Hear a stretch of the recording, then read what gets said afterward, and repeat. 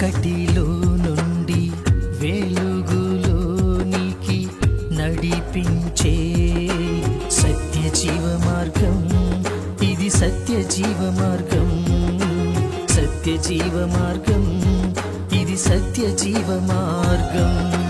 మార్గం సత్యం జీవం, మార్గం సత్యం జీవం.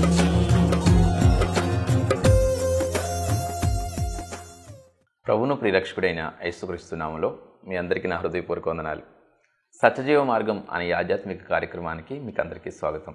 ఈ కార్యక్రమంలో దేవుని యొక్క వాక్యాన్ని ధ్యానం చేసుకోబోయే ముందు చిన్న ప్రార్థన చేసుకుని ముందుకు కొనసాగుదాం. మహాగణుడు పరిశుద్ధుడు అయిన మా ప్రభువా, మీకు స్తుతులు స్తోత్రములు చెల్లిస్తూ ఉన్నాం. కృపా కనికరాలు కలిగిన దేవుడు నాయన, అయా మీ మాట వలన మాకు జీవం కలుగుతుంది, మీ మాట వలన మా జీవితాల్లో విజయం చేకూరుతుంది నా ప్రభువా. మీ మాట వలన మాకు నెమ్మది కలుగుతుంది, మీ మాట వలన మాకు ఆదరణ కలుగుతుంది నా ప్రభువా. అలాంటి విలువైన మీ మాటని మాకు వినబడనివ్వమని, మాతో మాట్లాడమని మీ పాదాలు పట్టుకుని బ్రతిమాలుతూ ఉన్నాం. మనుషుల మాటలు, మనుషుల ఆలోచనలు, మనుషుల ప్రణాళికలు నాయన నిరర్ధకం అవుతాయి, కానీ అయా మీ మాట విలువైంది నా ప్రభువా. అయా అలాంటి మీ మాటని మాకు వినబడనివ్వమని, మీ సహాయాన్ని మాకు అనుగ్రహించమని ప్రభువైన యేసు నామములో ప్రార్థించి వేడుకొంచున్నాము నా తండ్రి, ఆమేన్. ప్రియులారా, నేటి వాక్య భాగంలో మనం ధ్యానం చేసుకోబోయే పాఠ్యభాగం కీర్తనల గ్రంథం 18వ అధ్యాయం 2వ వచనం. యెహోవా నా శైలము, నా కోట, నన్ను రక్షించువాడు, నా కేడెము, నా రక్షణ శృంగము, నా ఉన్నత దుర్గము, నా దేవుడు నేను ఆశ్రయించి ఉన్న నా దుర్గము. ప్రియులారా, ఇది దేవుని గూర్చి రాయబడిన మాట. నేటి వాక్య భాగానికి ఇవ్వవలసిన టైటిల్ ఏంటంటే ఆయనే సంరక్షకుడు సహాయకుడు. ఆయనే సంరక్షకుడు సహాయకుడు. చాలా సార్లు కొన్ని పరిస్థితులలో ఎంత నిరాశ, ఎంత భయం మనిషిని అలుముకుపోతాయంటే చాలా వేదనకరమైన పరిస్థితులు మనిషి జీవితంలో తారసపడే సందర్భాలు ఉంటాయి. భయం వెంటాడుతూ ఉంటుంది. ఒకలాంటి నిరాశ, ఒకలాంటి వేదన మనిషిని వెంటాడుతూ ఉంటుంది. ఎప్పుడు ఎలాంటి పరిస్థితుల్లో అది వెంటాడుతుంది, ఎలాంటి పరిస్థితుల్లో మనిషికి అలాంటి అనుభవం అనేది కలుగుతుంది అని ఆలోచన చేస్తే, ఒక భార్య భర్త మీద ఆధారపడుతుంది. నా భర్త ఉన్నాడు, నాకేంటి, నా భర్త మంచోడు, నా భర్త మంచి సంపాదకుడు, నన్ను బాగా ప్రేమిస్తాడు, నాకు బాగా కాపుదలుగా ఉంటాడు, నేను ఎంతంటే అంత అని చాలా మురిసిపోతూ ఉంటారు. చాలా సంతోషిస్తారు వారి భర్తను బట్టి. అది దేవుని యొక్క మహాకృప, అది దేవుడిచ్చిన బహుమానం, చాలా సంతోషం. అలాగే కొంతమంది బిడ్డలను బట్టి, నాకేంటండి, నా కొడుకున్నాడు, నాకేంటి, నా కూతురుంది, నా కొడుకు నా కూతురు నన్ను విడిచిపెట్టరు, వారు నాకు ఏది కావాలన్నా అది సమకూరుస్తారు, నన్ను ప్రేమిస్తారు, నన్ను ఆదరిస్తారు అని ఆ కొడుకుని బట్టో ఆ కూతురుని బట్టో ఎంతో కొన్నంత ధైర్యంతో బ్రతుకుతూ ఉంటారు. ఈ రీతిగా మనిషి ఏదో ఒక బంధాన్ని, మనిషిని ఆసరాగా చేసుకొని వారిని చూసుకుని వారిని అండగా భావించి బ్రతుకుతూ ఉంటారు. అదంతా కూడా దేవుని యొక్క మహాకృపని మనం తలవచ్చు, ఆయన్ని స్తుతించవచ్చు. కానీ కొన్ని పరిస్థితుల్లో ఏమవుతుందో అంటే, ఏదైతే ఏ మనుషులనైతే వీరు ఆశ్రయం చేసుకున్నారో, ఏ మనుషులైతే వీరికి అతిశయాస్పదంగా ఉన్నారో వారు మరి అర్ధాంతరంగా మరణించవచ్చు, అర్ధాంతరంగా వారు దూరం అవ్వచ్చు. ఇలాంటి పరిస్థితుల్లో వారు తట్టుకోలేని వేదన, తట్టుకోలేని భయంకరమైన భయము వారిని వెంటాడుతూ ఉన్నట్లుగా ఆయా వ్యక్తుల జీవితాలను పరిశీలన చేస్తే అర్థమవుతుంది. ప్రియులారా, మనము మనుషులని ఆధారం చేసుకుంటాం. దేవుని యొక్క వాక్యం ఏం చెప్తుందంటే, మనుషులను నమ్ముకున్నట్టు కంటే యెహోవాను ఆశ్రయించుట మేలు. మనుషులను అతిశయాస్పదంగా చేసుకునటం కంటే, మనుషులను ఆశ్రయంగా భావించడం కంటే యెహోవాను నమ్ముకునుట ఉత్తమం, ఆయన మీద ఆధారపడుట ఉత్తమం. ఎలా చెప్పగలరండి అంటే, ఇక్కడ చూడండి, దావీదు భక్తుడు చెప్తున్నాడు. గొప్ప దేవుని గురించి ఏం చెప్తున్నాడంటే, ఆయన నా ఆశ్రయం, నా కోట, నా ఉన్నత దుర్గము అని దావీదు చెప్తున్నట్లుగా, నా ఆశ్రయ దుర్గము అని దావీదు చెప్తున్నట్లుగా మనం చూస్తూ ఉన్నాం. మరొకసారి ఆ 18వ అధ్యాయం 2వ వచనం మనం చదువుదాం.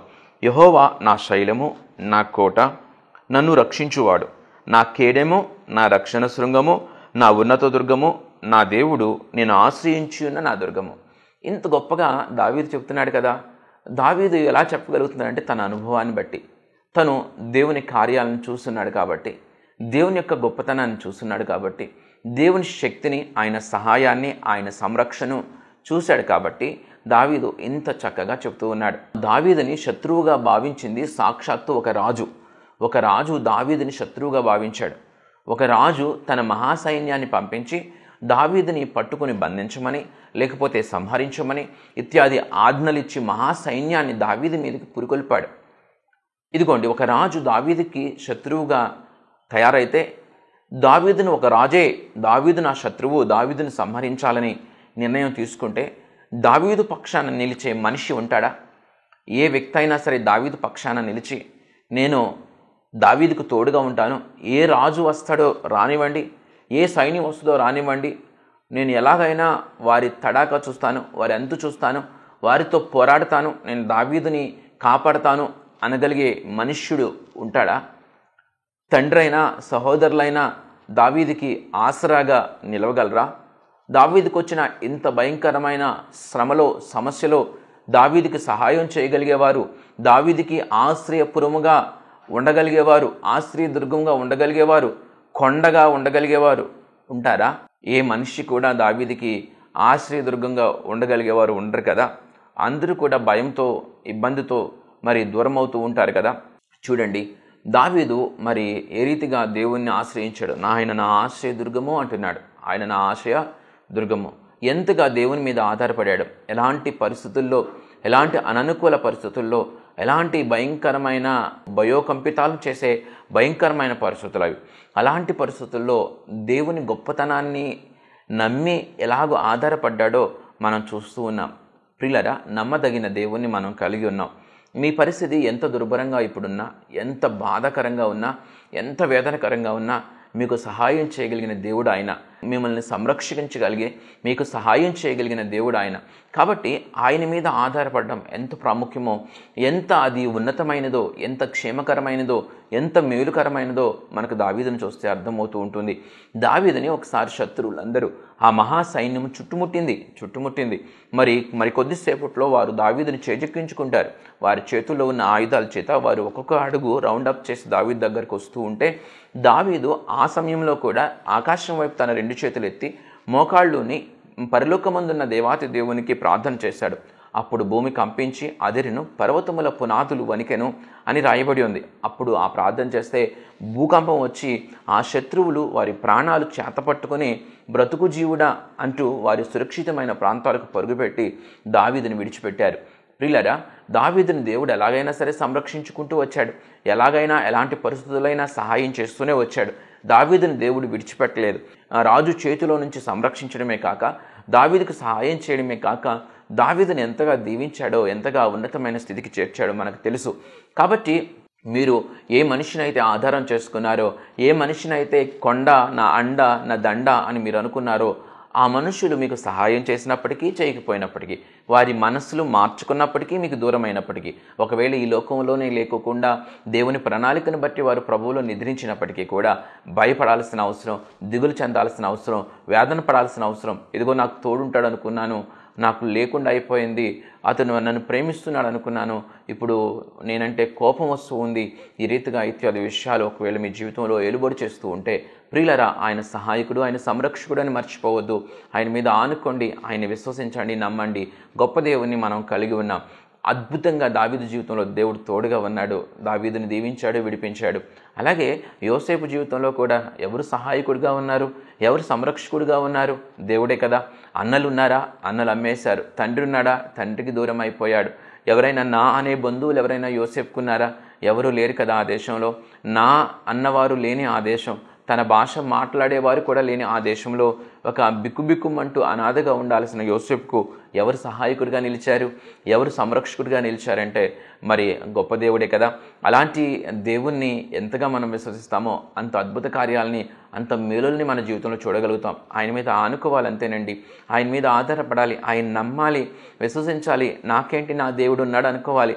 చాలామంది ఏమంటారు, నాకేంటి నా ఆయన ఉన్నాడు, నాకేంటి నా బిడ్డ ఉన్నాడు అనుకుంటారు, నాకేంటి మా పెదనాన్న ఉన్నాడు, నాకేంటి మా డాడీ ఉన్నాడు అని అనుకుంటూ ఉంటారు. మీ హృదయంలో పరిపూర్ణమైన విశ్వాసం దేవుని మీద ఉండాలి. నాకేంటి, నా దేవుడు ఉన్నాడు అనుకుంటే నీకు అండగా ఉండి నీ భర్తకు ఆయుష్ ఇస్తాడు, నీకు అండగా ఉండి నీ తండ్రికి ఆయుష్ ఇస్తాడు, నీకు అండగా ఉండి నీ భార్యకు ఆయుష్ ఇస్తాడు, ఆయన ఆరోగ్యం ఇవ్వగలడు. అది విశ్వసించాలి. దేవుణ్ణి విశ్వసించినట్లయితే ఖచ్చితంగా గొప్ప కార్యాలు చేసే దేవుడండి.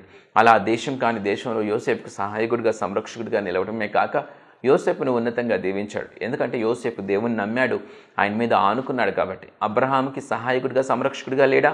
అబ్రహాము తనది కాని ప్రాంతాల్లో ఎన్ని ప్రాంతాల్లో తను ప్రయాణం చేశాడు. సహాయకుడిగా ఉన్నది, సంరక్షకునిగా ఉన్నది ఎవరండి? మనుషులు ఉన్నారనుకుంటున్నారా? దేవుడే సహాయకుడిగా సంరక్షకుడిగా ఉన్నాడు. శారాని రాజు యొక్క కబంధ హస్తాల నుంచి విడిపించింది ఎవరు? దేవుడే కదా. దాసీల్నిచ్చి పంపించేటట్లుగా రాజు మనసును మార్చాడు. రాజుతో దేవుడు మాట్లాడాడు. కాబట్టి ఇత్యాది విషయాలన్నింటినీ మనం గమనించినట్లయితే, ఆలోచన చేసినట్లయితే, వాక్యాన్ని ధ్యానం చేసినట్లయితే ఆయన ఎంత కొండో, ఎంత కోటో, ఎంత ఆశ్రయదుర్గమో మనకు అర్థమవుతూ ఉంటుంది. పరిస్థితులు బాగోనప్పుడే దేవుడు మనకి బాగుగా దేవుని కార్యాలు అర్థమవుతూ ఉంటాయి. దేవుని మీద ఆనుకోండి, దేవుని మీద ఆధారపడండి. ఆయన ఖచ్చితంగా సహాయం చేసే దేవుడు. ఆయన విడిచిపెట్టేవాడు కాదు. చూడుము నా అరచేతుల్లో నేను చెక్కుకొని ఉన్నాను అన్నవాడు.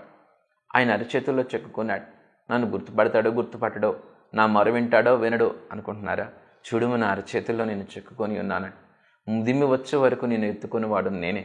ముదిమి వచ్చే వరకు, నువ్వు ముసలివాని అయ్యే వరకు కూడా నిన్ను ఎత్తుకునేవాడని నేనే.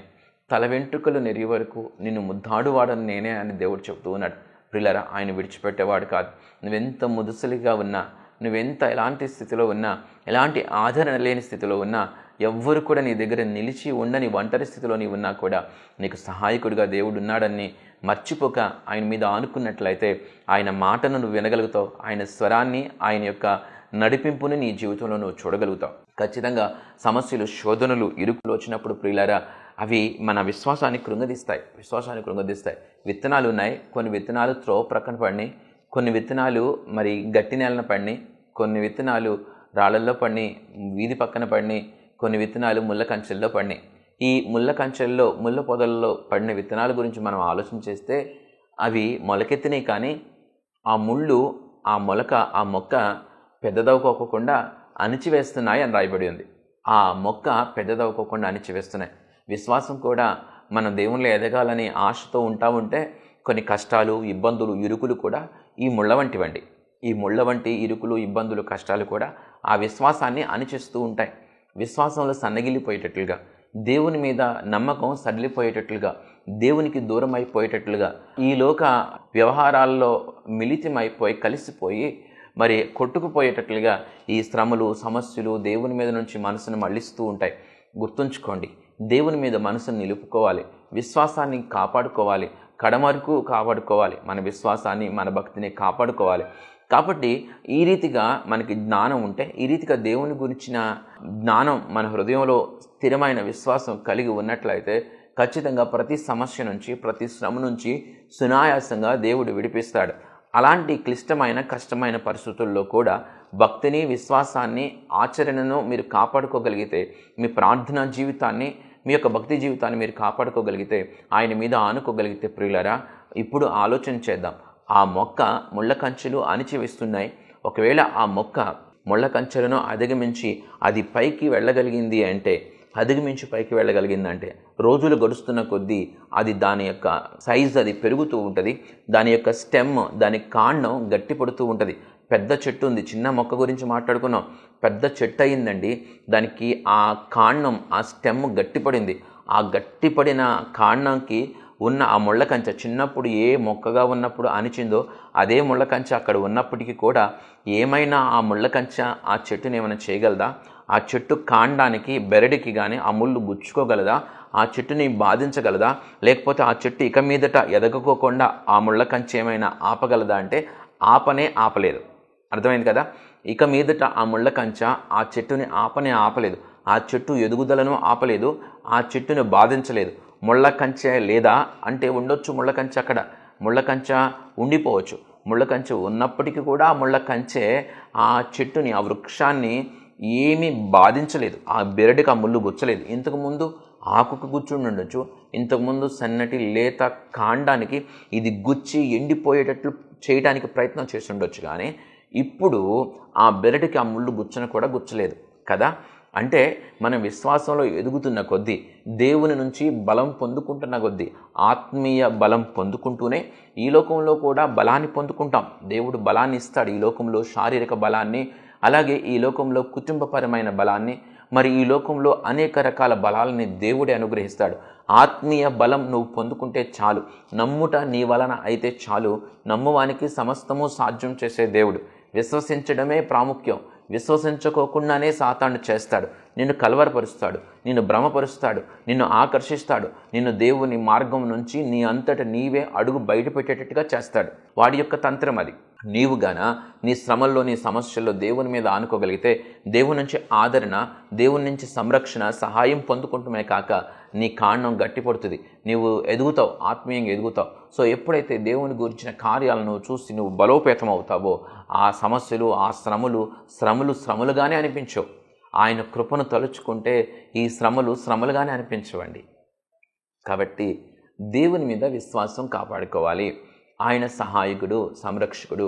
ఈనాడు నీ భర్త లేకపోవచ్చు, ఈనాడు నీ తండ్రి లేకపోవచ్చు, ఈరోజు నీ యొక్క బిడ్డ లేకపోవచ్చు, ఈరోజు నీ అన్న, నీ తమ్ముడు, లేకపోతే నీ పెదనాన్న, నీ బాబాయ్, నిన్ను అమితంగా ప్రేమించి నీ మామయ్య, ఎవరైనా ఒకవేళ నీకు తోడుగా లేకపోవచ్చు, ఈ లోకంలో లేకపోవచ్చు. ఏది ఏమైనా కూడా దేవుడు సహాయకుడు, సంరక్షకుడు. ఆయన తోడుగా ఉండేవాడు, ఆయన విడిచిపెట్టేవాడు కాదు, ఆయన కున్నుకి నిద్రపోయేవాడు కాదు. ఆయన మనకు సహాయం చేయకుండా ఆయన చెయ్యేమి కురచగా లేదు, ఆయన చెయ్యి బారుగా ఉంది. ఆయన ఖచ్చితంగా సహాయం చేస్తాడు. ఆయన మీద ఆధారపడండి, ఆయన ప్రార్థించండి, ఆయనకి నమ్మకంగా ఉండండి. ఖచ్చితంగా దేవుని మనసును గెలిచే వారంగా ఉండాలి. ఆయనకి నమ్మకంగా ఉంటే, ఆయన మనసును గెలిచిన వారంగా ఉంటే, ఆయన చేతిలో పనిముట్టిగా ఉంటే ఎంత అద్భుతం, ఎంత అద్భుతం. ఆయనతో సత్సంబంధంలో ఉంటాం కదా. దేవునికి ఇష్టమైంది ఏదనుకుంటున్నారు? ఏమనుకుంటున్నారు? ప్రేమ. దేవునికి ఇష్టమైంది, అన్నిటికంటే ఇష్టమైంది ప్రేమ. ధర్మశాస్త్ర సారమంతా ప్రేమే కదా. ధర్మశాస్త్ర సారమంతా ప్రేమే కదా. ప్రేమ అండి, ప్రేమ. మీ కుటుంబాన్ని మీరు ప్రేమించాలి. ఏ వ్యక్తి అయితే తన కుటుంబాన్ని అమితంగా ప్రేమిస్తాడో, ఏ స్త్రీ అయితే తన కుటుంబాన్ని అమితంగా ప్రేమిస్తుందో ఆ కుటుంబం ఖచ్చితంగా వర్ధిల్లుతుంది. ప్రేమ జ్ఞానంతో కూడుకున్న ప్రేమ అయి ఉండాలి. బిడ్డలను ప్రేమించేటప్పుడు అది వారిని చెడగొట్టేటట్టుగా ఉండకూడదు సుమా. బిడ్డలకి జ్ఞానంతో వారిని ప్రేమించాలి, వారిని క్రమశిక్షణలో పెంచాలి. బిడ్డల విషయం ప్రక్కన పెడితే తల్లిదండ్రులని ప్రేమించాలండి, బాగా ప్రేమించాలి. వారికి ఉన్న ఆ జీవిత కాలం తక్కువగా ఉంటుంది. ఎందుకంటే మీకంటే వారి వయసు ఎక్కువే ఉంటారు, మీ తల్లిదండ్రులు మీకంటే ఎక్కువ వయసులో ఉంటారు. కాబట్టి ఖచ్చితంగా వారికి ఉన్న లైఫ్ పీరియడ్, జీవితకాలం, మీకున్న జీవితకాలం, మీకు బిడ్డలకున్న జీవితకాలం ఎంతెంత ఉందో మీరు ఆలోచించేస్తే ఎవరికి ఎక్కువ ప్రేమనివ్వాలో, ఎవరిని ఎక్కువ పట్టించుకోవాలో మీకు అర్థమవుతుంది. మన కుటుంబాన్ని బాగా ప్రేమించాలి. సో స్వార్థం ఈరోజు చూస్తూ ఉంటే పిల్లలకి స్వార్థం, తల్లిదండ్రులకు స్వార్థం, భర్తకు స్వార్థం, భార్యకు స్వార్థం, ఇలాగ స్వార్థం ఏలుబడి చేస్తుంది. ఇది అపవాది తంత్రం, ఇది అపవాది యొక్క ఆలోచన. వాడు ఆడిస్తాం. దేవుడు స్వార్థాన్ని విడిచిపెట్టమంటే అపవాది స్వార్థాన్ని పెంచి పోషిస్తూ ఉంటుంది. సో ₹1,00,000 కోసం ₹1,00,000 తల్లిదండ్రుల దగ్గర ఉన్నాయని దాన్ని కూడా రాబందుల్లాగా పీకు తినాలనే పిల్లలు ప్రయత్నం చేస్తున్నారే కానీ, అరే అమ్మకి ఇలాంటి ఆలోచన ఉంది, నాన్నకి ఇలాంటి ఆలోచన ఉంది, ఎందుకు వాటి జోలికి ఎందుకు? ఏదో ఉంటే వారికి ఏదో ధైర్యం ఉంటుంది, వారికి ఉండే ఆలోచనలు వారికి ఉంటాయి. వారి దగ్గర అది విడిచిపెట్టద్దా? వారికి విడిచిపెట్టేసి నువ్వు పెట్టాలనుకున్న ఆ ముద్దేదో చక్కగా సంతోషంగా పెట్టి, కనీసం చక్కగా ఫోన్ చేసి మాట్లాడుతూ, తల్లిదండ్రులు బిడ్డల దగ్గర నుంచి ఫోన్ కోసం పిల్లలు వారితో మాట్లాడాలని ఎంతో ఆరాటపడతారు. నువ్వు ఏదైనా ఎక్కడ జాబ్ చేస్తూ ఉంటే రోజుకొకసారి అమ్మతో, రోజుకొకసారి నాన్నతో మాట్లాడకూడదా? ఖచ్చితంగా ప్రతిరోజు అమ్మతో, నాన్నతో ఒక్క చిన్న ఫోన్ కాల్ చేస్తే వారు మురిసిపోతారు. ఒకవేళ 2 రోజులు 3 రోజులు మీరు ఫోన్ కూడా చేయకపోతే వారు కుళ్ళుకుని ఏడుస్తూ ఉంటారు, వారు వేదన చెందుతూ ఉంటారు. అలా ఉంటుంది తల్లి మనసు ఎక్కువగా. కాబట్టి కనీసం ఫోన్ చేసి మాట్లాడటం అనేది చేయాలి. సో మీరు సంతోషపరచాలి, మీ భార్యని, మీ భర్తని, మీ తల్లిని, మీ తండ్రిని నిత్యము సంతోషపరచాలి. నా బిడ్డలను సంతోషపరచాలనే జిజ్ఞాస, ఆసక్తి ఉండాలి. ప్రేమించడంలో ఆసక్తి ఉండాలి, సంతోషపరచడంలో ఆసక్తి ఉండాలి. ఒక బిడ్డ తన తల్లిని ఎలా సంతోషపరచగలడు? తన జీతం 15,000 అయితే తనకి 5,000 ఖర్చు సరిపోతూ ఉంటే ఆ 10,000 తల్లికి పంపిస్తే ఒక రోజుకు ఒక ఫోన్ చేస్తూ ఉంటే ఎంత మురిసిపోతుందో తెలుసా? ఆ సంతోషం లక్షల కోట్లు ఇచ్చినా రాదు. కొంచెమే ఇచ్చినా కూడా ఎంతో ఆస్తులు, డబ్బుల్లో, సంపాదనలో వీటిల్లో సంతోషం లేదండి. నువ్వు సంతోషాన్ని పంచడంలో సంతోషం ఉంటుంది. నీ తల్లిని నీ తండ్రిని సంతోషపరచాలంటే ఏం చేయాలని ఒక తపనతో నీవు మెలుగుతూ ఉండాలి. నీవు పంపించే ఆ 10,000 కానీ 5,000లో కానీ ఒక్క చిల్లి గవ్వ కూడా పోకోకుండా తల్లి భద్రపరుస్తుందండి, తండ్రి భద్రపరుస్తారు.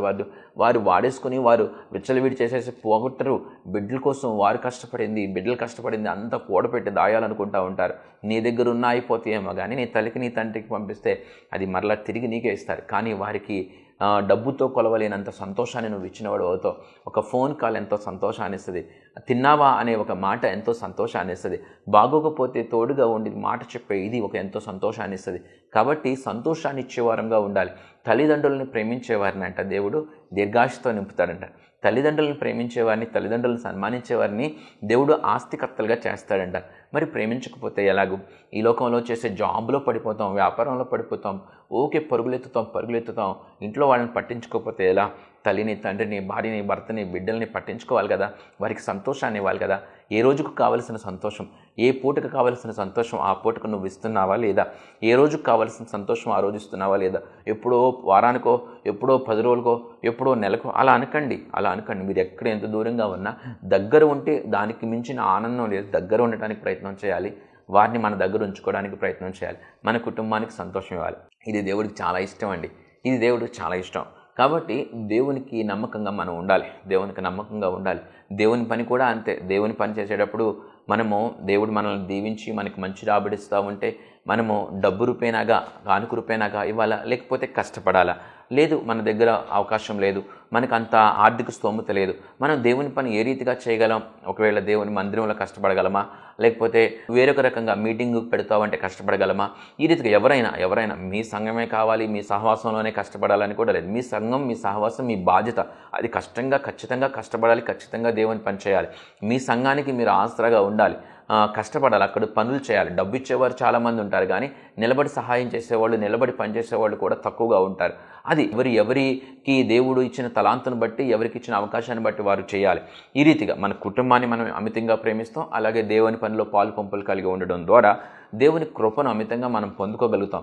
ఇలాంటి ఆశ లేకుండా, ఇలాంటి ఆలోచన జ్ఞానం లేకోకుండా ఏదో బ్రతుకుతున్నాం, వెళ్తున్నాం, మందిరానికి వస్తున్నాం అంటే అది సరిపోదు అని జ్ఞాపకం ఉంచుకొని మన పరిస్థితుల్లో, ఏ పరిస్థితుల్లో అయినా మన సహాయకుడు, సంరక్షకుడు దేవుడే అని గుర్తుంచుకొని విశ్వసించి ఆయన్ని వెంబడిద్దాం. ఆయన ఇచ్చే దీవెనల్ని బహుమెండుగా మన జీవితంలో పొందుకుందాం. అటు గొప్ప కృప దేవుడు మనందరికీ అనుగ్రహించును గాక. ఆమేన్. ప్రార్థన చేసుకుందాం. మహాగణుడు, పరిశుద్ధుడైన మా ప్రభువా, మీకు స్తుతులు స్తోత్రములు చెల్లిస్తూ ఉన్నా. మీరు మాట్లాడిన ప్రతి మాటను బట్టి వందనాలు. ఇదిగో నాయన, మీకు నమ్మకంగా జీవించే ధన్యత మాకు ఇవ్వండి. మా సహాయకుడివి, మా సంరక్షకుడివి మీరే నాయన. దావీదు అలాంటి క్లిష్ట పరిస్థితుల్లో నా ఆశ్రయదుర్గము, నా కొండ, నా కోట, నా మహాదుర్గము అంటున్నాడు నాయన. అవును, దావీదుకి నాయన సౌలు శత్రువుగా భావించినప్పుడు, ఒక రాజే దావీదుని శత్రువుగా భావించినప్పుడు ఏ మనిషి కూడా దావీదుకి సహాయం చేయలేడు కదా. ఏ మనిషి కూడా నేనున్నాను, నీకెందుకు భయం అని చెప్పలేడు కదా. అయా, దావీదు పక్షాన ఎవరు నిలవలేరు కదా. మీరే నిలిచారు, మీరే సహాయకుడిగా ఉన్నారు, మీరే సంరక్షకుడిగా ఉన్నారు. అయా, ఎలాంటి పరిస్థితుల్లో అయినా, ఏ మనిషి సహాయం చేయలేని పరిస్థితుల్లో అయినా అయా, మాకు సహాయకులు, మాకు హెల్పర్స్, మాకు సంతోషాన్ని ఇచ్చేవారు, మా అండ అనుకునే మనుషులు మాకు దూరమైనా కూడా మీరు నమ్మదగిన దేవుడు అని గుర్తెరిగి మేము ఆదరణ పొందుకోవడానికి, మీ మీద ఆధారపడటానికి, అయా మీ మనసుని గెలవటానికి నా తండ్రి వాక్యమైన ప్రతి బిడ్డకి, అలాగే ప్రతి ఒక్కరికి అనుగ్రహించమని, మీ కాపుదలు దయచేయమని ప్రభువైన యేసు నామములో ప్రార్థించి వేడుకుంటున్నాము నా తండ్రి. ఆమేన్. దేవుడు మనందరినీ దీవించి ఆశీర్వదించును గాక. ఈ వర్తమానాలు ప్రతి ఆదివారం ఉదయం 7:30 గంటలకి, ప్రతి ఆదివారం సాయంత్రం 7:30 గంటలకి మీ అభిమాన ప్రవచన టెలివిజన్లో ప్రసారం అవుతున్నాయి. తప్పగా చూడండి. అలాగే యూట్యూబ్ ఛానల్ జోసఫ్ సుశీల్ని సబ్స్క్రైబ్ చేసుకోండి. మరి ఇతరులు కూడా ఆ ఛానల్ని సబ్స్క్రైబ్ చేసుకునే విషయంలో మీ పాత్ర మీరు పోషించండి. ఎందుకంటే దేవుని పనిలో అందరం జత పని వారము. మరి అట్టి పని మనం చేసినట్లయితే ఆ పని ద్వారా కూడా దీవెన మనకు వస్తూ ఉంది. అందరికీ కూడా సువార్తను వ్యాప్తి చెందించాల్సిన బాధ్యత ఉంది. మరి మీరు శిష్యులుగా తయారై ఇతరులను కూడా శిష్యులుగా తయారు చేయమని దేవుడు చెప్తూ ఉన్నాడు. సువార్త పనిలో మీరు కూడా పాలిభాగస్తులగినట్లుగా జోసెఫ్ సుశీల్ అనే యూట్యూబ్ ఛానల్ని మీరు సబ్స్క్రైబ్ చేసుకోండి, ఇతరులకి షేర్ చేయండి. మీ స్నేహితులు బంధువులు కూడా దాన్ని సబ్స్క్రైబ్ చేసుకుని ఈ విలువైన వర్తమానాలు, వారు దేవుని మాటలు విలువైనవండి, దేవుని జ్ఞానం విలువైనది. ఆ జ్ఞానంతో మన హృదయం నింపబడినప్పుడు మన జీవితాలు ఆశీర్వదింపబడతాయి. కాబట్టి ఈ వర్తమానాలు వారు కూడా విన్నట్లుగా షేర్ చేయండి. ప్రియులరా, దేవుడు మనందరినీ దీవించును గాక. ఆమేన్. మీ అందరికీ నా హృదయపూర్వక వందనాలు. ప్రియమైన సహోదరి సహోదరులారా, మీకు నా హృదయపూర్వక వందనాలు తెలియచేస్తున్నాను. మీ ఆత్మీయ జీవితం ఎలా ఉంది? ఈ జీవన పయనంలో ఎదురయ్యే శోధనలలో విజయం పొందుకుంటున్నారా? మంచిది. మనం శోధనలను సహించి విజయం పొందటం ద్వారా మన పరలోకపు తండ్రి ఎంతో